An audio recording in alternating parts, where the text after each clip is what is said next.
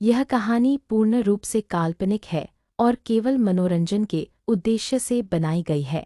इसमें उपयोग किए गए सभी नाम, पात्र और घटनाएं मेरी अपनी कल्पना पर आधारित हैं। इस कहानी का किसी भी वास्तविक व्यक्ति, घटना या अन्य कहानी से कोई संबंध नहीं है। यदि किसी भी प्रकार की समानता पाई जाती है, तो उसे मात्र एक संयोग माना जाए। मैं हूँ आपका भाई दिव्यांशु उपाध्याय, और अब शुरू होती है एक नई, रहस्यमयी और रोमांच से भरी कहानी। कहानी में अब तक आपने देखा कि विद्युतान सूर्यवंशी वहा अपने सबसे ज्यादा ताकतवर हमले यानी कि आदिनाथ मंत्रा का इस्तेमाल नहीं कर पा रहा था। वहीं पर उसके सामने खड़ा हुआ योद्धार देव वह अपने हाथों से शील बनाकर उसने बहुत ज्यादा विशाल और ताकतवर हमला तैयार कर दिया था। फिर वह विद्युतांश की तरफ देखता है और उससे एक सवाल करता है। तो क्या सवाल किया उसने जानने के लिए बने रहे मेरे साथ। मैं आपका छोटा भाई दिव्यांशु उपाध्याय। तो अब आगे विद्यांश इस समय अपने सामने खड़े हुए योद्धा यानी योद्धार देव की तरफ देख रहा था। योद्धार देव की लाल आंखों में एक समय बहुत ज्यादा चमक थी और उसके लाल और सुनहरे कलर के बाल वह हवा में लहरा रहे थे। तभी योद्धार देव वह सामने की तरफ देखता है और अपने सामने खड़े हुए इस लड़के को देखता है और फिर एक लंबी सांस लेने के बाद विद्युतांश से कहता है, मुझे ना ही तुम्हारा त्रिकालंक और ना ही वह दोनों शीले चाहिए जो तुम्हारे पास हैं। तभी विद्युतांश उसकी इस बात को सुनता है और उसकी तरफ सुनते हुए जोर जोर से हंसता है और हंसते हुए कहता है, तो क्या तुम्हें सूर्यवंशी साम्राज्य से मित्रता के लिए हाथ बढ़ाना है। इतना कहने के बाद वह फिर से हंसता है और योद्धार देव की तरफ देखते हुए कहता, तो ठीक है, मुझे मंजूर है। मैं अपने सूर्यवंशी साम्राज्य से तुम्हारी मित्रता स्वीकार करता हूँ। विद्युतांश के इस तरह इस हमले पर भी मजाक बनाए जाने पर योद्धार देव उसका चेहरा गुस्से से लाल हो जाता है और वह विद्युतांश की तरफ देखते हुए कहता है, इस समय मौत तुम्हारे सिर के ऊपर टंगी हुई है और फिर भी तुम्हें ऐसा लगता है। विद्युतांश उसकी इस बात को सुनता है और उसकी तरफ देखते हुए कहता है, क्यों, तुम्हें लगता है कि तुम्हारे ये मामूली हमले मुझे यानी विद्युतांश सूर्यवंशी को रोक सकते हैं। और तुम्हें कैसे लगा कि मेरे पास वही दो हमले ऐसे हैं जो इस हमले को रोक सकते हैं। इतना कहने के बाद विद्युतांश वह योद्धार देव की तरफ देखता है। योद्धार देव जैसे ही विद्युतांश की इस बात को सुनता है वह बड़बड़ा जाता है और कुछ सोचते हुए मन ही मन में बड़बड़ाता है, कहीं ये सच तो नहीं कह रहा इसके पास कुछ। इतना कहते हुए वह अपने सामने खड़े हुए योद्धा यानी कि विद्युतांश की तरफ देखता है। तभी योद्धार देव वह एक लंबी और गहरी सांस लेता है और विद्युतांश की तरफ देखते हुए कहता है, मैं जानता हूँ कि तुम मुझे डराने की कोशिश कर रहे हो। अभी तक जहाँ तक मैंने तुम्हारे बारे में मालूम किया है, तुम्हारे पास सबसे ज़्यादा ताकतवर हमला यहाँ सुदर्शन चक्र ही था, लेकिन ना जाने कैसे तुम्हें वह प्रलय सूर्य मंत्रा मिल गई। अब तुम उन दोनों का इस समय प्रयोग नहीं कर सकते। इसका मतलब साफ है कि तुम्हारे पास कोई भी ताकतवर हमला नहीं है। विद्युतांश वह योद्धार देव की इस बात को सुनता है और उसकी तरफ देखते हुए कहता है, तो तुम्हें क्या चाहिए अब ये बताओ। योद्धार देव वह विद्युतांश की तरफ देखता है और उसकी तरफ देखते हुए कहता है, तुम्हें पहले मुझे वचन देना होगा कि तुम मुझे मेरी जान की भीख दोगे और तुम गुस्से में अपनी पूरी शक्तियों को बाहर निकाल कर मुझ पर हमला नहीं करोगे। विद्युतांश जैसे ही योद्धार देव की इस बात को सुनता है वह एक लंबी और गहरी सांस लेता है और योद्धार देव की तरफ देखते हुए कहता है, ऐसा तुम क्या मांगने वाले हो। इतना कहने के बाद विद्युतांश वह योद्धार देव की तरफ देखता है। तभी वह निर्या की तरफ देखता है। तभी योद्धार देव वह विद्युतांश की तरफ देखता है और उसकी तरफ देखते हुए कहता, नहीं। तभी विद्युतांश वह रुद्रदेव की तरफ देखता है और रुद्रदेव की तरफ देखते हुए कहता है, तो तुम्हें ऐसा क्या चाहिए। तभी रुद्रदेव वह विद्युतांश की इस बात को सुनते हैं और उसकी तरफ देखते हुए कहते हैं, पहले मुझे वचन दो, उसके बाद ही बताऊंगा।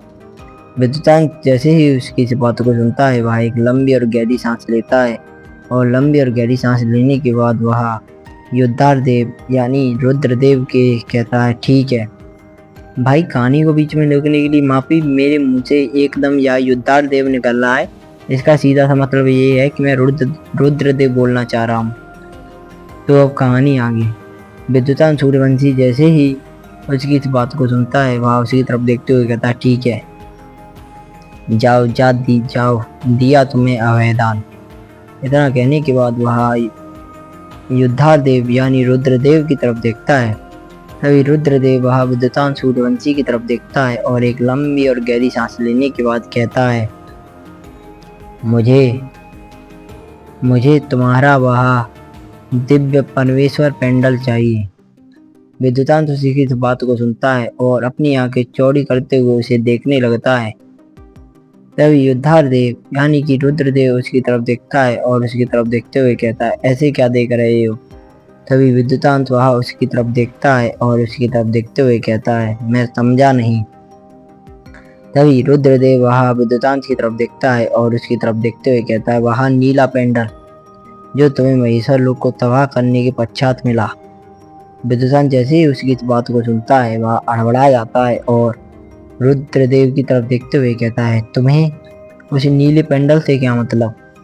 तभी रुद्रदेव वह विद्युतांत की तरफ देखता है और उसकी तरफ देखते हुए मुस्कुराकर कहता है, यहाँ मैं तुम्हें नहीं बता सकता, लेकिन अगर तुम मुझे उसे दे देते हो तो इसके बदले में मैं तुम्हें 3 प्राचीन मंत्राएं दूंगा और अपने अग्नि क्षेत्र का आधे से ज़्यादा राज्य सूर्यवंशी साम्राज्य को दे दूंगा और मेरा अग्नि क्षेत्र सूर्यवंशी साम्राज्य से हाथ मिला लेगा।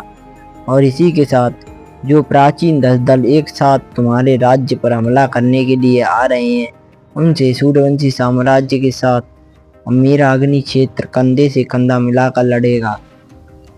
विद्युतान जैसे ही उसकी इस बात को सुनता है वह अपने सिर को हाँ में लाता है और उसकी तरफ देखते हुए एक लंबी सांस लेता है और इसकी तरफ देखते हुए कहता है, तुमने उस पेंडल को परमेश्वर दिव्य पेंडल क्यों कहा?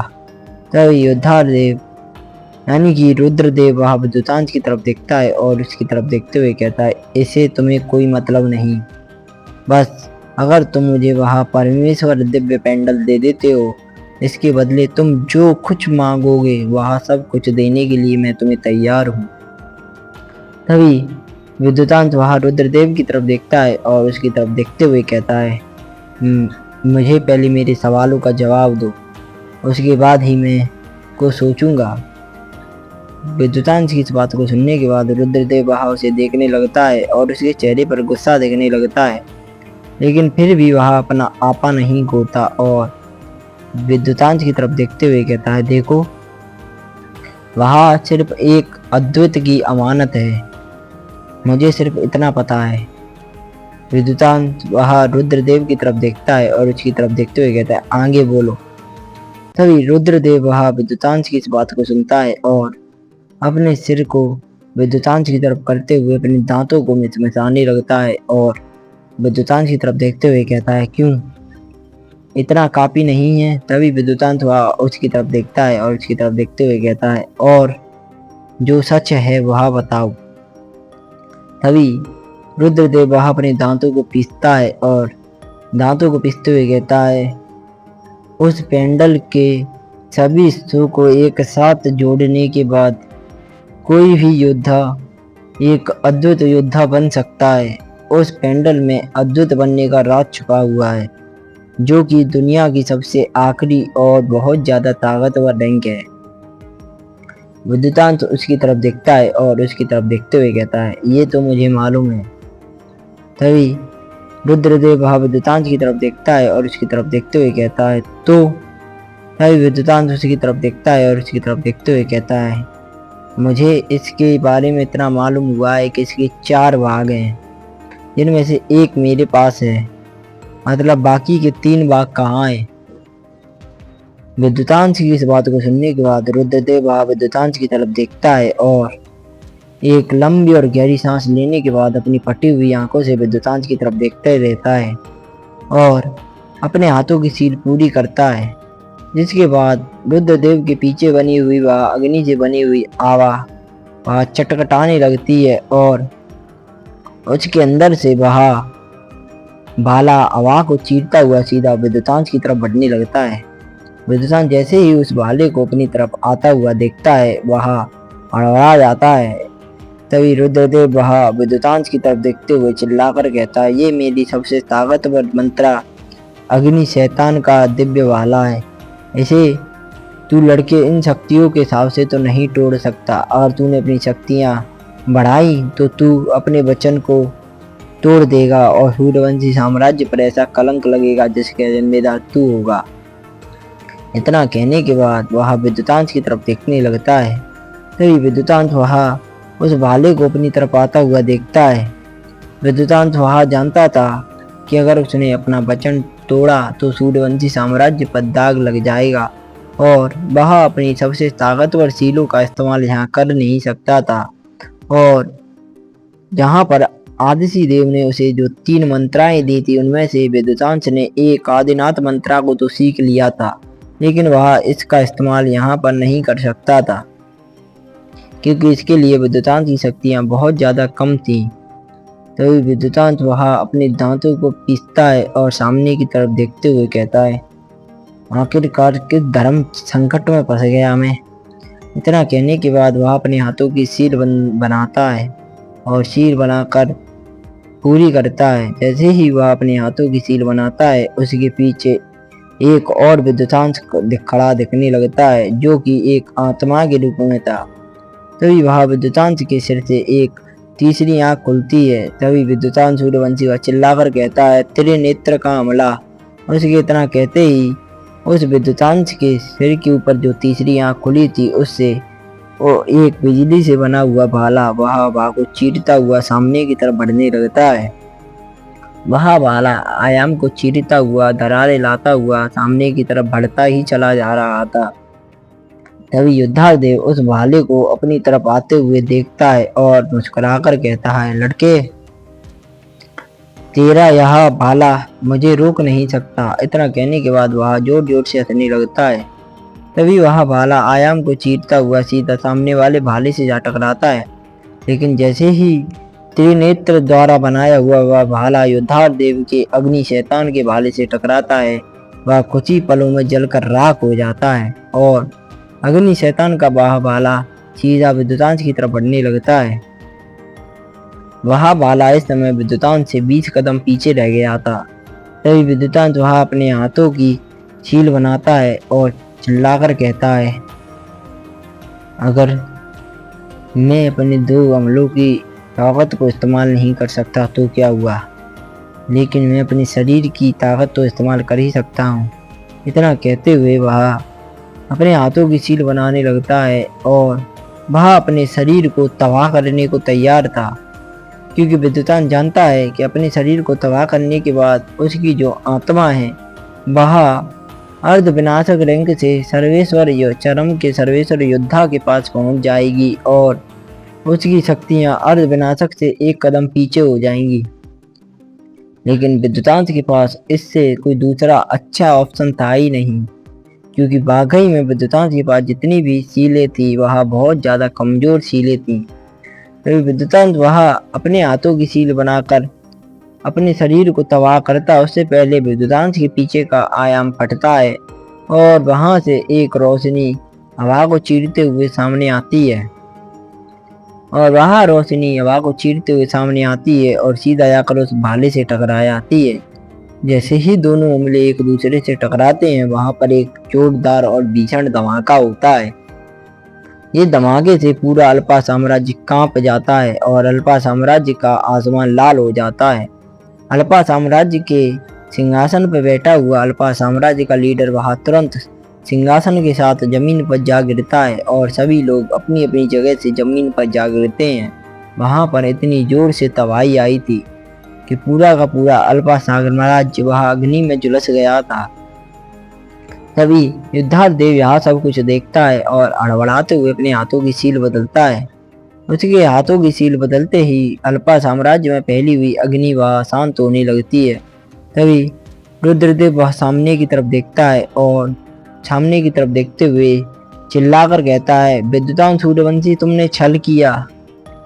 मैंने कहा था तुम अपनी शक्तियों का इस्तेमाल नहीं कर सकते, लेकिन फिर भी। इतना कहने के बाद वह सामने की तरफ देखता है यहाँ पर विद्युतांश खुद अपने मुंह को खोले हुए उसी आयाम की तरफ देख रहा था जहाँ से वह रोशनी उसके पास आई थी। विद्युतांश को इस तरह उस आयाम की तरफ देखता हुआ देखकर रुद्रदेव भी उसी आयाम की तरफ देखने लगता है। देखते ही देखते वह आयाम बंद होता है और वहां से महान विनाशक आदिशि देव की आवाज आती है, लड़के ये मेरा छोटा सा गिफ्ट तेरे लिए। इतना कहने के बाद वह आयाम गायब हो जाता है। उस आयाम के वहां से जाने के बाद वह रोशनी जिसने आकर रुद्रदेव के उस ताकतवर हमले को रोका था वह जगमगाने लगती है और देखते ही देखते वह रोशनी एक सिंदूक में बदलती है और सीधा विद्युतांश के हाथों में पहुंच जाती है।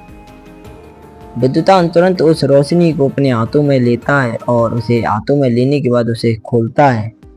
वह उसे खोलता है तो वहां पर उसे दो सीलें रखी हुई मिलती हैं। विद्युतांश वह उन दोनों सीलों को निकालता है। वहां पर एक लाल और दूसरी नीले कलर की सील थी। विद्युतांश वह उस सील को खोलता है जिसमें पहली सील थी अल्पकालिक महाशक्ति सूत्रा। विद्युतांश उस सील को पढ़ता है, अल्पकालिक महाशक्ति सूत्रा। इसके बाद विद्युतांश उसी के नीचे की दी हुई डिस्क्रिप्शन यानी उसकी व्याख्या को पढ़ता है कि सील का क्या मतलब है। तो उसमें लिखा होता है अल्पकालिक महाशक्ति सूत्रा। यह एक ऐसी प्राचीन मंत्रा है जिससे तुम अपनी शक्तियों को थोड़ा और बढ़ा सकते हो और यह शक्तियाँ तब तक बढ़ेंगी जब तक तुम एक अद्वितीय योद्धा नहीं बन सकते और बन जाते। इसका मतलब साफ था कि विद्युतांश जब तक एक अद्वितीय योद्धा नहीं बन सकता बना तब तक वह अपनी शक्तियों को बढ़ा सकता है। यानी कि विद्युतांश अद्भुत बनने के बाद अपनी शक्तियों को इस सील से नहीं बढ़ा पाएगा। विद्युतांश उसकी जैसे ही इस बात को सुनता है उसके चेहरे के ऊपर एक मुस्कुराहट आती है और वह जोर जोर से हंसने लगता है और वह जोर जोर से हंसते हुए कहता है, अच्छा ये बात है। इतना कहने के बाद उसके चेहरे पर इतनी जोरदार मुस्कुराहट आती है जे मानो पूछो ही मत। विद्युतांश कुछ समय पहले तक अपनी शक्तियों को प्रेत मंत्रा द्वारा बढ़ाता था, लेकिन विद्युतांश के अर्धविनाशक बनने के बाद वह प्रेत मंत्रा वह किसी काम की नहीं रही थी। इससे विद्युतांश को थोड़ी बहुत समस्या तो होती थी। जबकि विद्युतांश जोजो से लड़ा था, अगर तब उसके पास अल्पकालिक महाशक्ति सूत्रा होती तो शायद विद्युतांश वह जोजो की बराबर ही ताकतवर हो जाता और जोजो पर भारी पड़ जाता।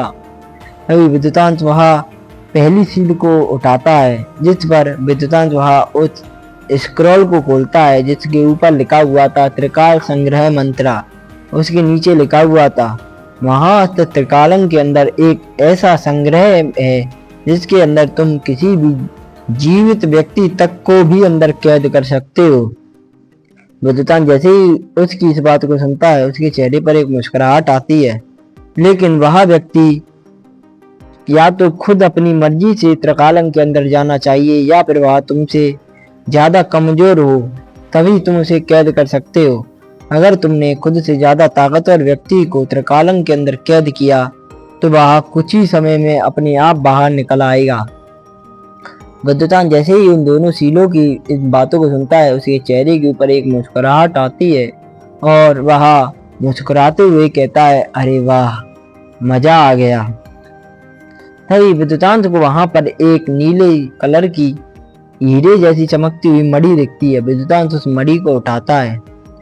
तभी विद्युतांश उस मणि को चमकते हुए देखता है और उसे देखते हुए कहता है, ये किस तरह की मणि है। इतना कहने के बाद विद्युतांश वह उस मणि को आगे पीछे करके देखने लगता है, लेकिन विद्युतांश को कोई भी काम की चीज नहीं मिलती। फिर विद्युतांश भी इस पर ज्यादा ध्यान नहीं देता और उस मणि को उसी बॉक्स के अंदर रख देता है। फिर उसके बाद उसकी नजर सीधे अपने सामने जाती है जहां पर वह योद्धा जिसका नाम योद्धा देव था वह अपनी बड़ी बड़ी आंखों को खोले विद्युतांश की तरफ देख रहा था और उसकी आंखों में इस समय लालच साफ दिखाई दे रहा था। क्योंकि वह विद्युतांश के हाथों में पकड़े हुए बॉक्स के अंदर से जो सीलें थी, मंत्राएं थी, उनके अंदर से उसे बहुत ज्यादा ताकतवर शक्तियां महसूस हो रही थी। विद्युतांश देख पा रहा था कि वह किसी भी क्षण विद्युतांश के ऊपर झपट्टा मारकर उसे छीनने की कोशिश कर सकता है। तभी विद्युतांश वहां मन ही मन बड़बड़ाते हुए कहता है, इस युद्ध को मैं जीत चुका हूँ। इसका मतलब, इतना कहते हुए विद्युतांश के चेहरे के ऊपर एक मुस्कुराहट आती है। लेकिन विद्युतांश कुछ कर पाता उससे पहले ही रुद्रदेव वहां अपनी जगह से जंप करता है और उस बॉक्स को उठा लेता है। और उस बॉक्स को उठाने के बाद वह वहां से पीछे हट जाता है। तभी विद्युतांश वह रुद्रदेव की तरफ देखता है और रुद्रदेव की तरफ देखते हुए कहता है, देखो मेरा बॉक्स वापस करो। रुद्रदेव जैसे ही विद्युतांश की इस बात को सुनता है, वह विद्युतांश की तरफ देखता है और जोर जोर से हंसते हुए कहता है, नहीं नहीं, मैं तुम्हें ये नहीं दूंगा। ये बात वह अड़बड़ा कर कह रहा था और उसकी आंखों में लालच से पाप दिखाई दे रहा था। तभी विद्युतांश वह उसकी तरफ देखता है और उसकी तरफ देखते हुए कहता है, दूसरों की चीज को मैं लेता नहीं और अपनी चीज को मैं किसी को देता नहीं। इतना कहने के बाद विद्युतांश जैसे ही अपने हाथों की सील बदलता है और चिल्लाकर कहता है, शक्तिवंदन मंत्रा। उसके इतना कहते ही उसके शरीर से उसकी दबी हुई अर्ध विनाशक की शक्तियां धड़ाम धड़ाम धड़ाम की आवाज के साथ बाहर निकलती हैं और सीधा क्या सीधा पूरे के पूरे अल्पा साम्राज्य को घेर लेती हैं। फिर विद्युतांत वहां अपने सामने खड़े हुए योद्धा रुद्रदेव की तरफ देखता है, जिसकी आंखों में अब लालच की जगह खौफ साफ दिखाई दे रहा था। तभी विद्युतांत वहां अपने हाथों को आगे करता है जहां पर महाअस्त्र त्रिकालंग दिखाई दे रहा था। तभी विद्युतांत वहां आगे अपना कदम बढ़ाता है, लेकिन जैसे ही विद्युतांत अपना कदम आगे बढ़ाता है, वह तुरंत अपनी जगह से गायब होता है और सभी लोग देखते हैं कि इस समय रुद्रदेव वहां हवा में लटका हुआ है, जिसकी गले को एक लड़के ने पकड़ा हुआ है। तभी विद्युतांश उसकी गले को जोर से दबाते हुए कहता है, तेरी इतनी हिम्मत कि तूने मेरे हाथ से मेरा खजाना छीनने की हिम्मत की। इतना कहने के बाद विद्युतांश वहां रुद्रदेव की गले को पकड़ता है और उसे उठाकर वहीं पर चबूतरे के पास फेंक देता है। जैसे ही रुद्रदेव चबूतरे से टकराता है, वहां पर चारों तरफ धूल ही धूल दिखने लगती है। तभी विद्युतांत वह अपने हाथ से उस धूल को तुरंत गायब कर देता है। तो वह देखता है इस समय रुद्रदेव वह खून से लथपथ उसी चबूतरे पर डला हुआ है। तभी विद्युतांत वहीं पर जमीन में पड़े हुए उस बॉक्स को उठाता है और अपने पास रखते हुए कहता है, किसी की इतनी हिम्मत नहीं कि वह मेरे यानी विद्युतांत सूर्यवंशी की किसी भी चीज को छूने की हिम्मत करे। इतना कहने के बाद उसकी नज़र सीधी अल्पा साम्राज्य की लीडर पर जाती है। जैसे ही उसकी नज़र अल्पा साम्राज्य की लीडर पर जाती है, अल्पा साम्राज्य का लीडर वहां कांप जाता है और विद्युतांश की तरफ देखकर हड़बड़ाते हुए कहता है, देखिए लीडर। तभी विद्युतांश वहां उस लीडर की तरफ देखता है और उसकी तरफ देखकर अपने हाथों को उसके सामने जोड़ता है और एक नरम और प्यारी आवाज में कहता है, देखिए जैसा कि आपने शर्त रखी थी कि जो भी निर्जा को जीतेगा निर्जा उसी की होगी। विद्युतांश की इस बात को सुनने के बाद वह लीडर वह अपने सिर को हाँ में लाता है और निर्जा की तरफ देखता है, लेकिन वह नहीं चाहता था कि कोई भी इंसान अल्पा साम्राज्य की किसी औरत के साथ संबंध बनाए, क्योंकि उन्होंने सौदा किया था कि वह अपनी हर एक औरत का विवाह अग्नि क्षेत्र की लीडर के साथ करेंगे। तभी विद्युतांश वह अल्पा साम्राज्य की लीडर की तरफ देखता है। तभी अल्पा साम्राज्य का लीडर वह अपने हाथों को विद्युतांश के सामने जोड़ता है और उसके सामने हाथ जोड़ते हुए कहता है, देखिए आपने आज शर्त जीती है और हमारा सम्मान रखा है, इसके लिए हम आपके शुक्रगुजार हैं। लेकिन अगर आप निर्जा के बदले कुछ और चाहते हैं तो हम आपको दे सकते हैं, क्योंकि हम नहीं चाहते कि हमारे साम्राज्य की किसी भी लड़की का खून दूषित हो और वह किसी भी मर्द के साथ जो कि इंसान हो संबंध बनाए। विद्युतांश उसकी इस बात को सुनता है और उसकी तरफ देखने लगता है। तभी वह लीडर अपने हाथ को जोड़ते हुए कहता है, क्योंकि इंसान की नस्ल इतनी ज़्यादा गिरी हुई और घिनौनी होती है। इतना कहने के बाद वह विद्युतांश की तरफ देखता है और हड़बड़ा जाता है और फिर वह डरते हुए कहता है, देखिए मैं आपकी बात नहीं कर रहा, मैं और इंसानों की बात कर रहा हूँ। तभी विद्युतांश वह उस लीडर की तरफ देखता है और अपने चेहरे पर मुस्कुराहट को कायम रखते हुए कहता है, आप कहते जाइए। तभी वह लीडर विद्युतान की तरफ देखते हुए कहता है, इसीलिए नीरजा हमारे अल्पा साम्राज्य की राजकुमारी है और उसका खून बहुत ज़्यादा शुद्ध है। अगर इतना कहने के बाद वह विद्युतांश की तरफ देखता है और उसके सामने हाथ जोड़ते हुए कहता है, अगर आप नीरजा के बंदे कुछ और चाहे तो हम आपको तुरंत दे सकते हैं। विद्युतांश वह अपने पैर को जमीन पर रखता है और हवा में चलता हुआ उस लीडर के पास जा रहा था। इस समय विद्युतांश जैसे कि हम लोग सीढ़ियों पर चढ़ते हुए ऊपर जाते हैं, उसी तरह विद्युतांश आसमान पर चढ़ता हुआ उस लीडर के पास जाता है और उसके सामने खड़ा होता है। फिर उसके बाद वह विद्युतांश उसकी आंखों में आंखें डालता है और आंखों में आंखें डालकर कहता, मैं एक अर्ध विनाशक योद्धा हूँ। अच्छा, तो ऐसा क्या है आपके अल्पा साम्राज्य के पास जो कि एक विनाशक को खुश करने की ताकत रखे? विद्युतांश की इस बात को सुनने के बाद वह लीडर विद्युतांश की तरफ देखता है और उसकी तरफ देखते हुए कहता है, देखिए लीडर, हमारे साम्राज्य के पास बहुत सारे खजाने और प्राचीन तकनीकें हैं। तभी विद्युतांश वह अल्पा साम्राज्य के लीडर की तरफ देखता है और उसकी तरफ देखते हुए कहता है, अगर आपके पास कोई ऐसी तकनीक है जो कि मेरे सुदर्शन चक्र और प्रलय सूर्य मंत्रा के एक एक प्रहार को रोक सके, उस तकनीक का नाम बताइए और मुझे बस वही तकनीक चाहिए। विद्युतांश के मुंह से जैसे ही वह लीडर इस बात को सुनता है, वह अड़बड़ा जाता है, क्योंकि एक बार के लिए वह सुदर्शन चक्र के बारे में तो सोच भी सकता है, क्योंकि उसके हमले को और उसके बारे में उन्हें मालूम है, लेकिन प्रलय सूर्य मंत्रा, उसके बारे में तो उन्हें कुछ भी नहीं मालूम कि वो आखिरकार क्या बला है। क्योंकि विद्युतांश ने उसके सामने शर्त रखी थी कि अगर वह विद्युतांश के 3 हमलों को उसकी कोई भी तकनीक झेल जाती है तो विद्युतांश तुरंत उस तकनीक को ले लेगा और नीरजा को छोड़कर वहां से चला जाएगा। विद्युतांश की इस बात को सुनने के बाद उस लीडर के चेहरे पर एक गंभीर भाव आते हैं और वह एक लंबी और गहरी सांस लेने लगता है। तभी वह लंबी और गहरी सांस लेते हुए मन ही मन बड़बड़ाता है, हमारे अल्पा साम्राज्य की महा अल्पा कबीला तकनीक भी इनके प्रलय सूर्य मंत्रा को शायद ना रोक पाए, लेकिन इन्होंने 3 हमले कहा, इसका मतलब साफ है इन्होंने अपने सबसे ताकतवर हमले का भी प्रयोग ही नहीं किया। इतना सोचते हुए वह विद्युतांश की तरफ देखता है। तभी विद्युतांश भी उसकी तरफ देखता है और मुस्कुरा कर कहता है, आप बिल्कुल सच सोच रहे हैं लीडर। तभी वह लीडर अड़बड़ा जाता है और अड़बड़ाते हुए कहता है, तुम्हें कैसे मालूम कि मैं क्या सोच रहा हूँ? कहीं तुम मेरे दिमाग को तो नहीं पढ़ पा रहे हो? विद्युतांश वह उस लीडर की तरफ देखता है और उस लीडर की तरफ देखते हुए कहता, नहीं, बस यह मेरा अंदाजा था जो कि सही गया। विद्युतांश की इस बात को सुनने के बाद वह लीडर विद्युतांश की तरफ देखता है और उसकी तरफ देखते हुए कहता है, देखिए, हमारे पास ऐसी कोई भी प्राचीन मंत्रा नहीं है जो कि आपके 3 हमलों को रोक सके।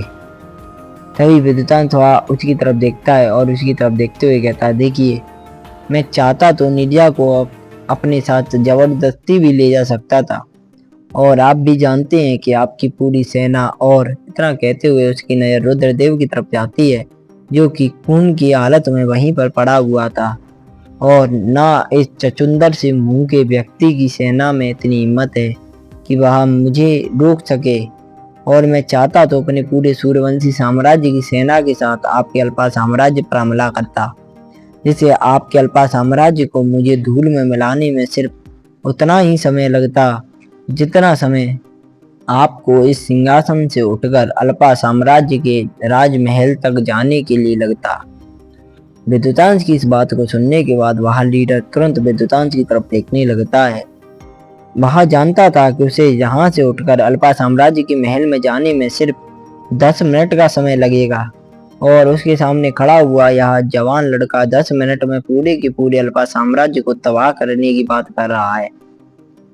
और वह लीडर यह सब सोच ही रहा था, तभी उसके चेहरे पर एक गंभीर भाव आते हैं। अगर यह बात विद्युतांश ने अपनी शक्तियों को साबित करने से पहले कही होती तो वह लीडर अब तक विद्युतांश को काल कोठरी के अंदर डालने का हुक्म दे चुका होता। लेकिन विद्युतांश ने एक अर्ध विनाशक होने के बावजूद भी अपनी ताकत को दबाकर रुद्रदेव जैसे योद्धा से लड़ा। यह बहुत ज्यादा गर्व की बात थी। तभी वह लीडर विद्युतांश की तरफ देखता है और उसकी तरफ देखते हुए आगे कहता है, तो ठीक है, मैं आपको एक ऐसी चीज दे सकता हूँ। तो आखिरकार क्या देने वाला है अल्पा साम्राज्य का लीडर नीरजा के बदले विद्युतांश को? और क्या विद्युतांश छोड़ देगा नीरजा को उस चीज के लिए? जानने के लिए बने रहें मेरे साथ मेरे चैनल दिव्यांशु स्टोरी वर्ल्ड पर।